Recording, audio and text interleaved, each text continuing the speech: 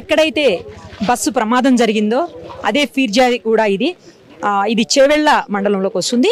అక్కడ కరెక్ట్గా ఇదే స్పాట్లో ఇన్సిడెంట్ అయినటువంటి పరిస్థితి. ఎదురుగుండా వస్తున్నటువంటి టిప్పరు, దాంట్లో కంకర 25 టన్నులు 25 టన్నుల కంకర ఉన్నటువంటి దొడ్డు కంకర ఉన్నటువంటి టిప్పర్ అది. 12 టైర్స్ వెహికల్ అది.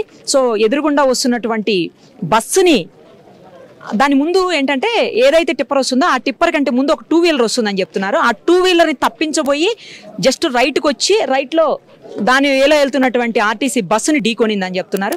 సో అలా ఢీకొన్నటువంటి బస్సుని కొంత దూరం పాటు అది అలా మూవ్ చేసుకుంటూ వచ్చింది. ఎందుకంటే బలంగా ఉంది టిప్పర్, చాలా స్ట్రాంగ్ ఉన్నటువంటి కొత్త టిప్పర్ అది. టీజీ రిజిస్ట్రేషన్ ఉంది దానికి. సో అంటే కొత్త బండి అనమాట. సో ఆ బండి గట్టిగా డాష్ ఇచ్చేసరికి పక్కకు వెళ్ళిపోయి బస్సు కంప్లీట్గా ఇటు వెళ్ళిపోయినటువంటి పరిస్థితి. ఒకసారి చూడండి బస్సు ఎంత దారుణంగా ఇన్సిడెంట్ అయ్యిందనేది మనం ప్రత్యక్షంగా చూడొచ్చు. మొత్తం ఆ కంకర అంతా కూడా దీని లోపల పడిపోయింది. ఎంత కంకర పడిపోయిందంటే దాదాపు 25 టన్స్ కంకర ఉందంటే ఆల్మోస్ట్ 20 టన్స్ కంకర బస్సులో పడిపోయినటువంటి పరిస్థితి. అంటే బస్సులో ఉన్నటువంటి మనుషుల మీద పడిపోయింది. చాలా వరకు అది క్లోజ్ అయిపోయినటువంటి పరిస్థితి. మనుషులందరూ కూడా లోపలే ఉండిపోయినటువంటి సిచ్యుయేషన్. ఏ ఒక్క పార్ట్ కూడా అసలు బస్సులో లేదు, పనికొచ్చేదానికి ఏ పార్టు లేనట్టు అయిపోయింది. వెనకాల కేవలం ఒక 3-4 రోజులో ఉన్నటువంటి సీట్స్ మాత్రమే కొంచెం బెటర్గా ఉన్నాయి. అంటే సో వాళ్లే సేవ్ అయినటువంటి సిచ్యుయేషన్.